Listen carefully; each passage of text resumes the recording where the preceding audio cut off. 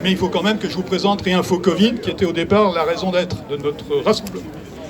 Donc je me présente, je m'appelle François Carr, je suis docteur en pharmacie, je travaille dans un petit groupe pharmaceutique, rien à voir avec Big Pharma. Je n'ai aucun conflit d'intérêt avec tous les sujets qui secouent la planète médicale actuellement.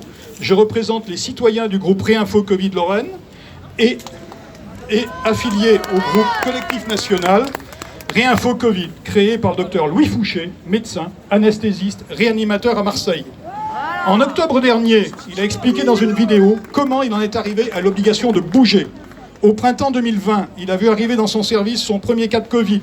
Il a appliqué le protocole, il l'a perdu. Un second, il a appelé le protocole donné par Paris, il l'a perdu aussi. Au troisième, il a fait son job, comme avant, et l'a sauvé. Un acte de rébellion pour sauver le peuple, Entendant tous les mensonges des médecins à la télé, il a décidé qu'il fallait se battre en réinformant les gens avec des propos validés et de la bienveillance pour ramener toutes ces personnes manipulées dans la lumière de la science. Non, être malade ne doit pas être obscurcir notre avenir avec 5D.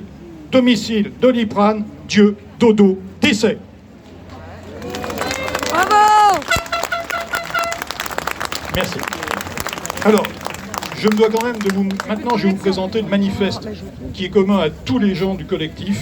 C'est le manifeste de Réinfo Covid.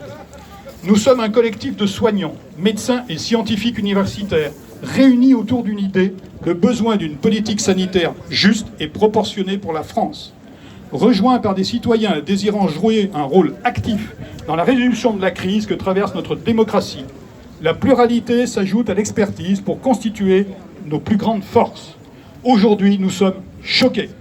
La société française se voit imposer un panel de mesures sécuritaires, fruit d'un processus de décision unilatérale et pyramidale, faisant fi de toute déconcertation ou réflexion participative. Or, certaines de ces mesures se révèlent dénuées de toute justification, leur validité ne résistant ni à l'étude rigoureuse du contexte épidémiologique actuel, ni au plus simple pragmatisme. Aujourd'hui, nous sommes choqués. Les médias propagent en continu dans le pays une information tronquée, basée sur le sensationnalisme et volontiers culpabilisante. Une partie de la population... Une partie de la population pâtit lourdement de cette manipulation et développe une pensée et un comportement irrationnel et déconnecté de la réalité. Ces symptômes témoignent d'un phénomène que la sociologie décrit sous le nom de psychose collective. Aujourd'hui, nous sommes choqués. Un discours officiel, simpliste et infantilisant est martelé tous azimuts, acculant nos contemporains à un choix scandaleusement binaire, être pour et se ranger dans le camp des bons citoyens dociles, ou être contre et se voir pointer du doigt, considérés au mieux comme des égoïstes irresponsables, au pire comme de dangereux complotistes. Nous affirmons que plusieurs mesures récemment prises à l'échelle de la société, sous couvert d'une prétendue sécurité collective et d'un altruisme caricatural, revêtent en fait une nature profondément politique. Or, ces mesures engendrent au sein de notre population une souffrance préoccupante, dont les conséquences psychosociales lourdes sont tues. Il s'agit en particulier de l'obligation du port de masque par les enfants à l'école, de l'obligation du port de masque à l'extérieur et des mesures de reconfinement. Nous demandons donc leur suspension et le rétablissement d'une prévention fondée sur la connaissance et l'expérience de longue date des épidémies en médecine, isolement des malades symptomatiques, précautions d'hygiène standard en population générale, précautions renforcées pour les sujets fragiles. Nous affirmons que la prise de décision en médecine et santé publique découle toujours de l'étude du rapport entre les bénéfices attendus et les risques encourus. Cette étude requiert, pour être menée à bien, l'association d'une expertise scientifique pointue et d'un bon sens pratique issu de l'expérience de terrain. Or, la seule indispensable garantie de ce processus est la collégialité. Nous demandons donc la réouverture sans délai d'un véritable et sain débat démocratique basé sur la transparence et associant largement professionnels et de la médecine, scientifiques, universitaires, acteurs de la société civile et acteurs de la sphère politique.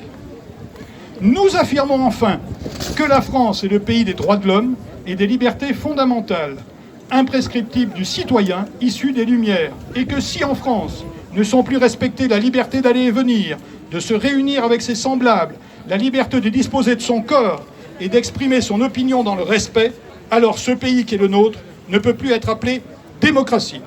Nous demandons donc à celles et ceux qui veulent faire le choix de la liberté et souhaitent s'engager pour la défendre de nous rejoindre. Et nous devons le compléter par un grand merci à l'équipe de Réinfo Covid et à tous ses contradicteurs et au coronavirus.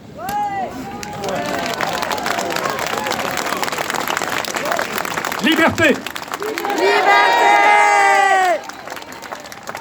Dernière partie, nous allons remercier tout d'abord un chapeau bas à tous ceux qui ont réussi à transformer le coronavirus en crise sanitaire mondiale, en pandémie globale. Merci aux médias alarmistes, merci aux politiques dictatoriaux, merci aux scientifiques corrompus et dogmatiques. Nous tenons par cet article à leur exprimer toute notre gratitude.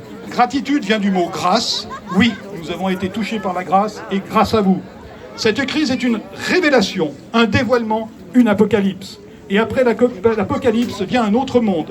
Nous ne reviendrons jamais au monde d'avant. N'en déplaise à ceux qui s'accrochent encore. Depuis plusieurs années, nous sentions bien que plusieurs choses clochaient dans ce monde, pris par la vie de tous les jours avec ce sentiment confus que quelque chose n'allait pas. Nous errions sans vraiment comprendre, nous raccrochant à ce monde vicié pour éviter la douleur de s'en détacher. Heureusement, le virus et son narratif burlesque, envahissant la surface du globe, est arrivé, nous arrachant nos œillères, nous laissant contempler le désastre. D'abord, nous avons essayé de comprendre, et je peux vous dire que nous n'avons jamais autant travaillé. Et je vais vous faire mal, nous sommes tous des bénévoles. Nous avons épluché tous les articles de science, les informations, les lois, les décrets, les ordonnances. Nous avons lu toutes les informations, celles des médias mainstream comme celles des complotistes. Nous avons appris à maîtriser Internet, les réseaux sociaux, la communication, le graphisme, la communication non violente. Nous avons écrit, filmé, publié, coordonné, dessiné, chanté, dansé et créé des œuvres d'art. Nous nous levons aux aurores, nous nous couchons lorsque les yeux nous ferment.